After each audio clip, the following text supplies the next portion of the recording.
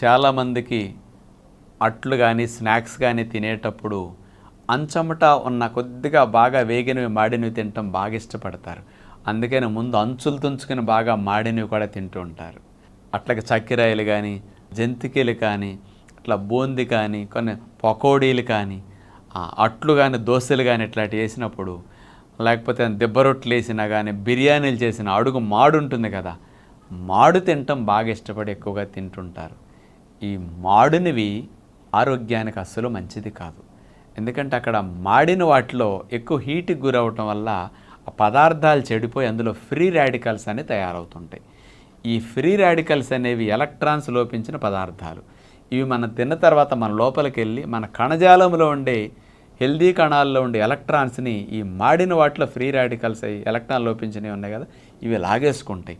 అందుకని ఈ free radicals అనేవి మన కణాల ఆరోగ్యాన్ని దొంగిలించే దొంగలు అనమాట ఫ్రీ రాడికల్స్. అందుకని మాడిన వాటిలన్నిటిలో ఫ్రీ రాడికల్స్ ఎక్కువ ఉంటాయి. ఈ ఫ్రీ రాడికల్స్ వల్ల మన కణాల ఆరోగ్యం దెబ్బతింటాం, అవయవాల ఆరోగ్యం దెబ్బతింటాం, క్రానిక్ డిసీజెస్ ఎక్కువ రావటం జరుగుతుంటాయి. అందుకని మాడిన వాటిని సాధ్యమైనంత వరకు ఎంత తీసేసి తినగలిగితే అంత మంచి అలవాటుగా మీరు గ్రహించండి.